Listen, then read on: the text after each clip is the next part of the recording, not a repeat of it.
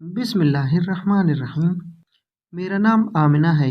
मैं 7 साल की थी जब मेरी माँ का इंतकाल हो गया तो मेरे बाप ने जल्द ही दूसरी शादी कर ली। मेरी सौतेली माँ सारा दिन मुझसे घर के काम करवाती और खाने के लिए रोटी सूखी रोटी दे देती। मैं जिस्मानी तौर पर कमजोर थी लेकिन फिर भी बहुत खूबसूरत थी। जब मेरी सौतेली माँ की औलाद हुई तो वो मुझसे और ज्यादा बेजार हो गई। मेरे बाप को अपनी बीवी के अलावा कुछ नजर ही नहीं आता था। सारा दिन घर से बाहर काम करता और सारी रात अपनी बीवी को बंद कमरे में लेकर सोया रहता था। उसने भी मेरी परवाह नहीं की थी। खैर वक्त गुजरता रहा और मैं 14 साल की हो गई।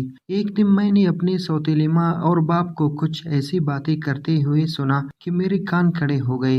मैं चुप कर उनकी बातें सुनने लगी। मेरी सौतेली माँ मेरे बाप से कह रही थी कि अब आलिया जवान हो चुकी है, उसकी शादी जल्द अज जल्द कर दी जाए तो बेहतर है। क्या पता वो किसी के साथ मुंह काला कर ले और हम किसी को मुंह दिखाने के लायक न रहे। अगरचे मैं ज्यादा पढ़ी लिखी और समझदार तो नहीं थी लेकिन फिर भी ऐसी बातों का मतलब बखूबी जानती थी। उस दिन मुझे अपनी माँ शिद्दत से याद आई और मैं बहुत देर तक रोती रही। मुझे अपने बाप से अच्छी उम्मीद तो पहले भी नहीं थी, सो उसने अपनी बीवी के हाँ में हाँ मिला दी और 1 महीने बाद ही मुझे पूछे बगैर मेरी शादी कर दी। मेरा शोहर 25 साल का अट्टा कट्टा जवान था और मैं 14-15 साल की मासूम और कमजोर लड़की। चूंकि मैं शुरू ही से जुल्म ज्यादती बर्दाश्त करने की आदी थी, इसलिए ससुराल जाकर मुझे कुछ खास फर्क महसूस नहीं हुआ। मेरी सास का घर पर पूरा रौब था और मेरा शोहर अपनी माँ से बहुत डरता था। वो रात को कमरे का दरवाजा खोलकर सोता था और जल्दी मेरे करीब भी नहीं आता था। एक दिन उसने हिम्मत करके कमरे का दरवाजा अंदर से बंद कर ही लिया तो मैं बहुत खुश हुई कि आज तो वो मुझे मेरा हक जरूर देगा। लेकिन थोड़ी देर बाद ही दरवाजे पर जोर जोर से दस्तक होने लगी। मैंने उठकर दरवाजा खोला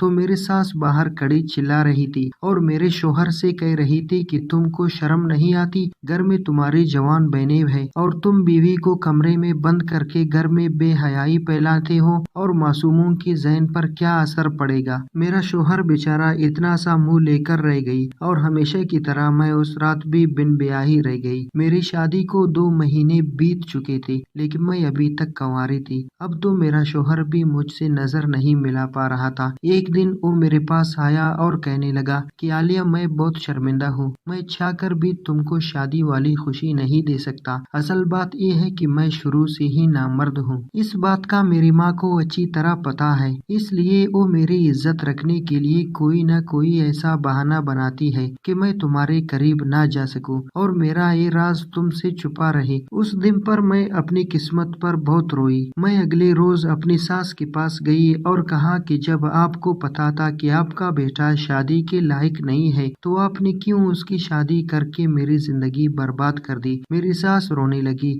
और मेरे आगे हाथ जोड़कर कहने लगी कि बेटे मुझे माफ कर दे, मेरी दोनों बेटियां तो शादी के बाद अगले घर चली जाएंगी। मेरा एक ही बेटा है और मैं जानती थी कि हम माँ बेटे को जिंदगी जीने और संभलने का कोई सहारा मिल जाए जो हम माँ बेटे को पका कर खिलाए और सहारा बने। इसलिए मैंने ना चाहते हुए अपने बेटे की शादी कर दी। मेरी प्यारी बेटी अब कभी हमको छोड़कर मत जाना। मेरी सास मेरे सामने रोए जा रही थी। मेरा दिल एकदम से भर आया। मुझे पहली बार लगा कि मेरी भी किसी को जरूरत है। मैं फजूल नहीं हूँ बल्कि मैं भी किसी का सहारा हूँ। मैं उठी और अपनी रोती हुई सास को गले लगा लिया। मुझे मेरी मरहूम माँ याद आ गई और मैं फूट फूट कर रो पड़ी। उस दिन के बाद से मुझे माँ मिल गई और मेरी सास और मेरे शोहर को सहारा मिल गया। मेरी नंद की शादी हुई तो उसने अपना पहला बच्चा मेरी गोद में डाल दिया। यूं मेरी अधूरी जिंदगी किसी हद तक मुकम्मल हो गई।